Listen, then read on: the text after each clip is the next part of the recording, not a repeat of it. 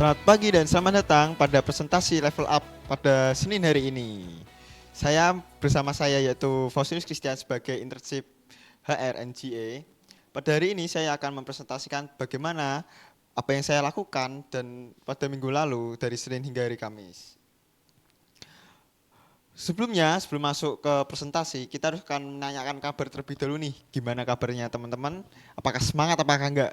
Ketika saya bilang LPP Media pertama apa kabarnya, teman-teman jawab solid dan maju. Oke, saya mulai. LPP Media pertama, apa kabarnya? Solid dan maju. Oke, udah semangat nih. Pagi-pagi kok nggak semangat, pasti pada semangat. Oke, pada hari ini saya akan mempresentasikan tentang rekrutmen.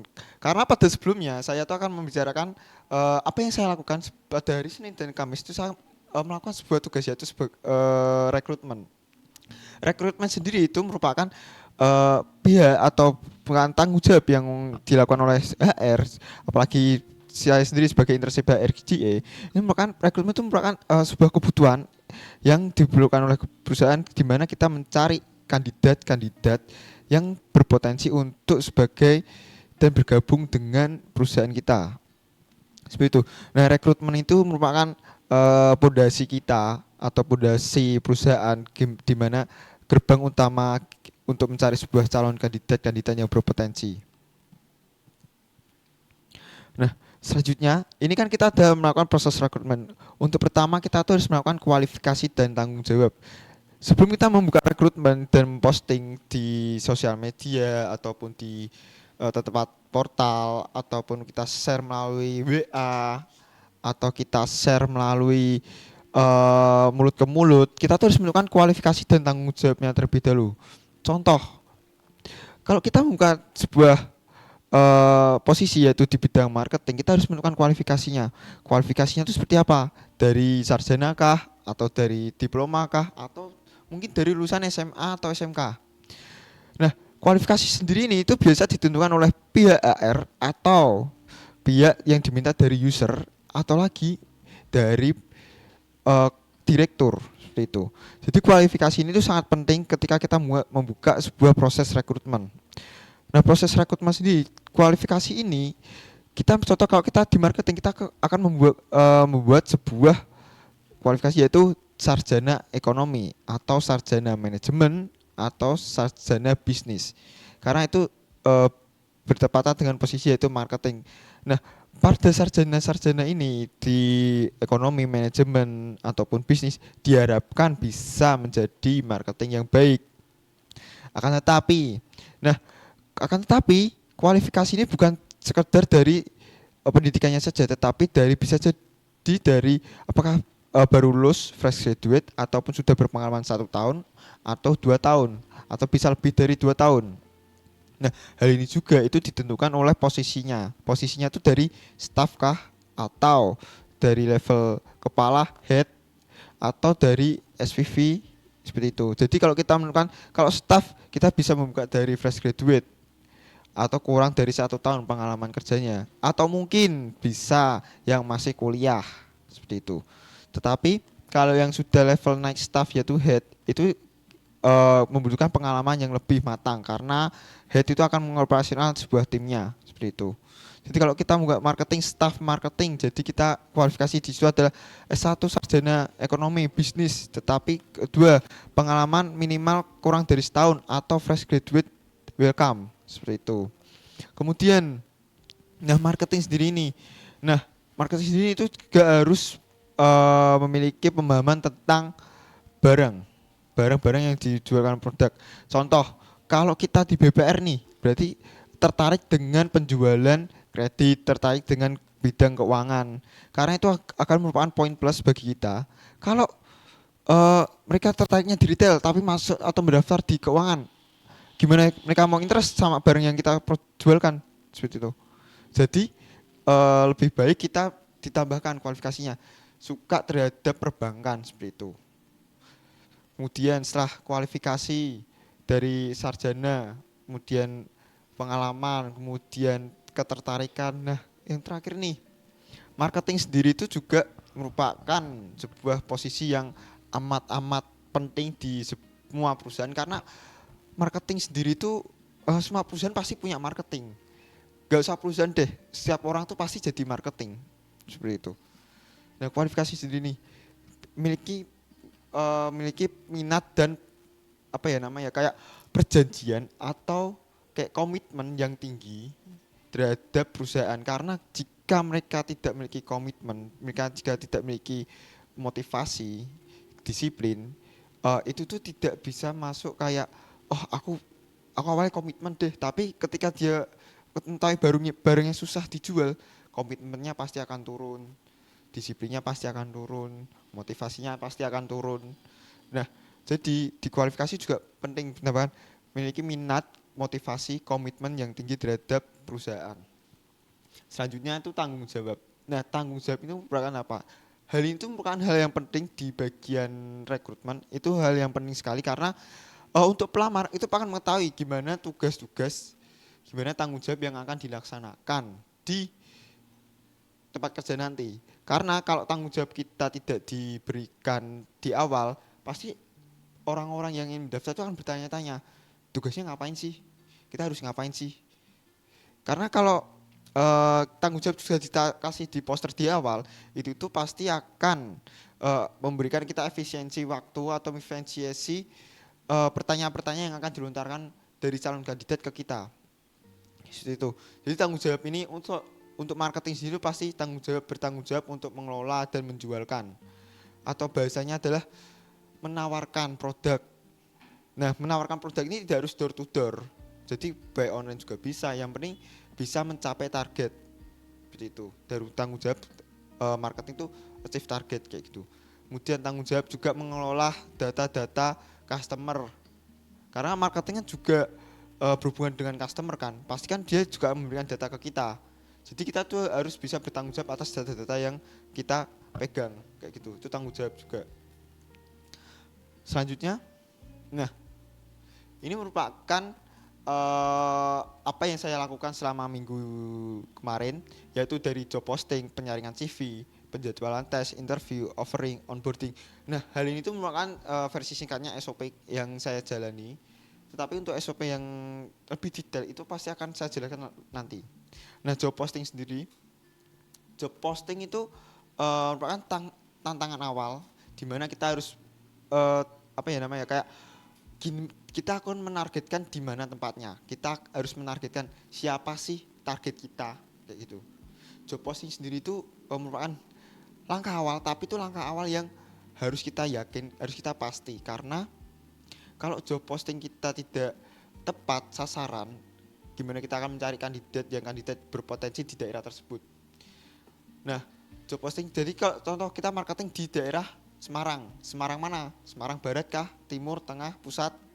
Kalau kita mencari calon kandidat untuk Semarang Barat nih, nah usahakan yang daerah lingkungan Semarang Barat. Jadi universitas-universitas Semarang Barat atau masyarakat yang ada di Semarang Barat kita apa ya namanya kayak tujuannya kita adalah untuk orang-orang yang di Semarang Barat karena kalau orang-orang tersebut berada dekat dengan lokasi, pelamar-pelamar tersebut berada dekat dengan lokasi, itu lebih bisa kayak guide untuk melakukan di tahap selanjutnya itu secara offline. Kalau jauh dari lokasi pasti harus online dong. Meskipun online sekarang tuh lebih efisiensi ya karena bisa secara online, tetapi gimana kita mengetahui karakternya orang tersebut secara langsung. Karena kalau kita secara online itu bisa menjadi tipu daya. Untuk screeningan awal tuh nggak apa-apa, tetapi kalau udah sampai tahap selanjutnya itu jangan online. Nah kemudian kita melakukan job posting, kita penyaringan CV nih. Penyaringan CV ini itu sendiri sangat penting sekali ya, karena kita juga melihat jurusan-jurusan, kemudian pengalaman-pengalaman dari para calon kandidat. Jadi kalau kita penyaringan CV atau screening CV, nah itu kita melihat nih jurusannya apa, agar sesuai dengan apa yang kita mau, agar sesuai dengan apa yang user minta, apakah sesuai dengan direktur mau begitu. Jadi kalau kita tuh nggak bakal buang-buang waktu ketika kita sudah meloloskan untuk melanjutkan ke tahap selanjutnya yang sudah sesuai dengan kualifikasi yang kita tentukan seperti itu. Kemudian penjadwalan tes sendiri itu bagi calon-calon kandidat yang sudah lolos di penyaringan CV. Karena kalau tidak lolos tidak akan melanjut ke penjadwalan tes. Akan tetapi penyaringan CV sendiri itu belum tentu semuanya gugur. Jadi kalau jurusannya tidak sesuai tetapi memiliki kompetensi atau memiliki minat yang tinggi, itu masih bisa mengikutkan penjadwalan tes seperti itu. Kemudian ketika penjadwalan tesnya baik, tesnya bagus, dan juga tesnya dinyatakan lolos, akan lanjut ke interview. Nah, interviewnya dengan siapa? Untuk tahap awal pasti dengan HR dulu, karena tahap awal itu merupakan hal yang penting. Gimana cara kita mengetahui orang itu gimana, pengalaman dia gimana, kemudian kegiatannya apa aja, hobinya apa, kemudian karakternya gimana, gitu. Setelah interview HR cocok dan karakter bagus, memiliki motivasi yang bagus, lanjut ke tahap selanjutnya, yaitu interview dengan user. Dengan user sendiri itu pasti akan lebih kompleks, pertanyaan-pertanyaan user yang tidak bisa kita ketahui. Terkadang tuh user apa yang kamu daftar, misalnya contoh katakanlah marketing, belum tentu tanyain tentang marketing kayak gitu. Mungkin ditanyain gimana sih caramu bekerja, itu bisa. Karena interview user itu merupakan hal yang sangat sangat harus banget, dan pasti user itu akan memilih kandidat-kandidat yang berpotensi untuk gabung ke perusahaan. Saya lolos dengan user dan user ACC, lanjut ke offering. Offering sendiri itu mengenai tentang kontrak yang diberikan oleh perusahaan pada calon karyawan. Offering ini sangat penting karena itu juga mengikuti pasal-pasal yang diberikan oleh perusahaan, kemudian mengikuti pasal-pasal atau undang-undang dari pemerintah. Karena jika tidak ada offering letter ataupun perjanjian kerja, itu tuh bisa timbul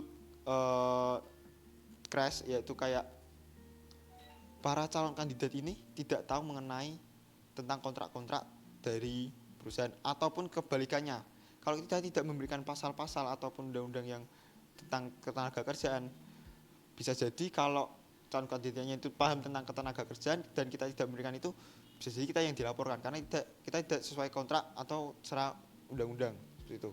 Nah, lanjutnya adalah onboarding. Onboarding sendiri itu kita pendampingan calon karyawan baru untuk gabung ke perusahaan sendiri, yaitu tentang perkenalan, kemudian tentang adaptasi lingkungan dia agar dia tuh nyaman.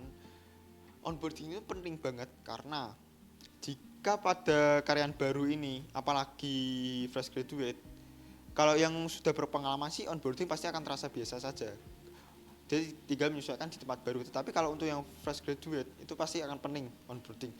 Onboarding sendiri itu untuk fresh graduate itu kita harus pendampingan karena dia peralihan dari kuliah ke tempat kerja.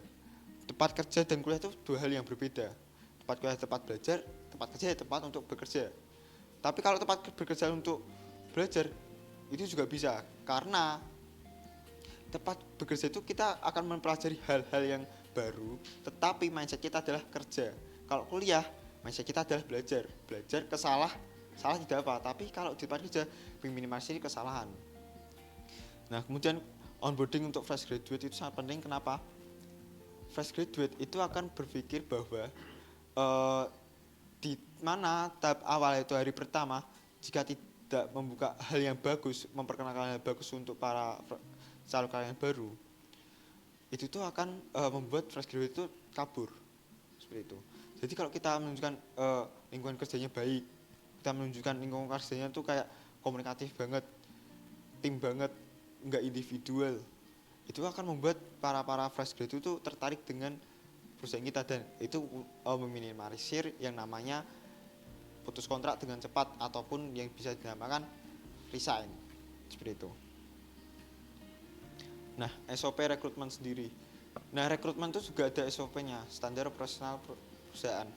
Jika tidak ada SOP, gimana kita akan membuat apa yang namanya perusahaan itu berjalan melakukan dengan sesuai standarnya sendiri. Rekrutmen itu merupakan hal yang sangat penting, jadi kita harus menemukan standar operasional perusahaan sendiri. Jadi kita harus menemukan standarnya cara merekrut orang lain. Nah, ini SOP rekrutmen. Pertama-tama menentukan kebutuhan perusahaan. Nah, menentukan kebutuhan perusahaan sendiri itu tuh dari contoh katakanlah dari atas itu direktur ataupun user. Katakanlah user aku butuh satu orang di divisi ini. Nah, jadi kita menentukan kebutuhan perusahaan, user meminta kepada kita berdiskusi. Dari tim HR itu berdiskusi gimana sih menentukan kualifikasi, tanggung jawab yang sudah seperti saya jelaskan sebelumnya. Ketika kita berdiskusi, kita tuh harus berdiskusi secara matang dan menentukan gimana kualifikasi, tanggung jawab, serta target mana yang cocok untuk di bagian divisi tersebut. Contoh, marketing paling bagus di mana, daerah mana, ataupun contoh untuk perusahaan cabang mana, kita harus mencari yang daerah sana saja. Karena apa? Itu bisa meminimalisir efisiensi anggaran dari para calon kandidat. Kemudian membuat kualifikasi dan tanggung jawab seperti yang aku sebutkan tadi. Nah, melakukan job posting dan pencarian kandidat.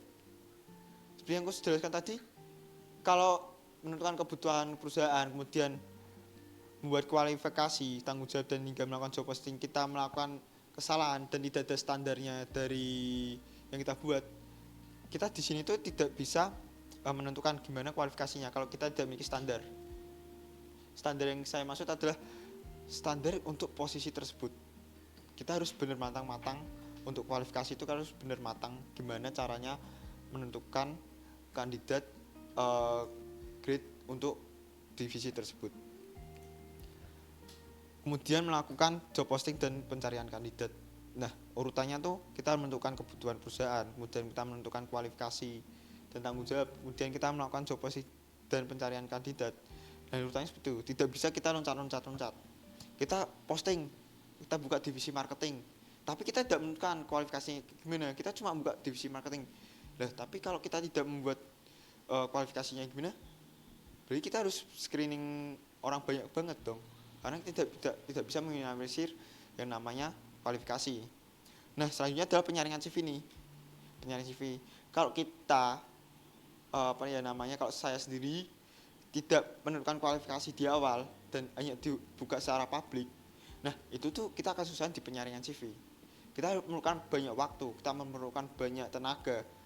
Karena apa? Banyak pelamar-pelamar yang masuk dan itu tidak sesuai dengan kualifikasi yang kita inginkan. Contoh, kualifikasi marketing, dia basicnya apa? Basicnya contoh katakanlah teknik. Ya menurut saya kurang cocok karena itu marketing, dan teknik kan bekerja secara giat kayak gitu, kayak bekerja keras lah di bidang permesinan atau perlistrikan gitu. Tapi marketing kan butuh skill public speaking, butuh skill negosiasi agar penjualan kita tetap berjalan seperti itu. Tapi tidak dimungkiri juga jurusan teknik juga bisa masuk ke marketing asalkan dia memiliki pengalaman di bidang marketing kayak gitu. Kemudian melakukan penjadwalan tes. Ketika kita sudah penyaringan CV ini, kita membutuhkan waktu lama, tidak mengetahui kualifikasi. Nah, ketika penjadwalan tes sendiri itu juga membutuhkan waktu lama kayak gitu loh. Kita akan berputar-putar di sini untuk penyaringan CV, menentukan kandidat yang berpotensi, sehingga kita melakukan penjadwalan tes. Katakanlah target kita 1 minggu kita menemukan 100 kandidat, tapi dalam 1 minggu kita juga melakukan penjadwalan tes. Nah, dalam penjadwalan tes kita juga harus penyaringan CV kan. Di step tersebut, kalau kita kelamaan di penyaringan CV, kemudian kita melakukan penjadwalan tes juga lama, kita akan mendapatkan kandidat itu terlalu lama waktunya, rentang waktunya itu terlalu lama. Efisiensi dari perusahaan itu pasti paling cepat itu adalah 14 hari, selama-lama itu 1 bulan. Tetapi tidak bisa dipungkiri juga jika seleksinya itu lama, bisa lebih dari 1 bulan kayak gitu. Tapi itu kurang efektif. Nah, ketika melakukan penjadwalan tes sudah, nah karena kita di BPR Saudara Group ada yang namanya siap BPR. Ketika sudah lolos melakukan penjadwalan tes, ada yang namanya siap BPR. Nah, calon kandidat sudah dinyatakan lolos nih, kita kabari, kita beritahu untuk mengerjakan tentang siap BPR kurang lebih 2 hari. Karena apa? Ini merupakan tahap awal di mana onboarding software yang kita berikan yaitu siap BPR. Nah, agar para calon kandidat itu mengetahui apakah BPR itu bekerja seperti gimana, divisinya itu kayak gimana, gitu. Ketika siap BPR, nah siap BPR itu ada penilaian.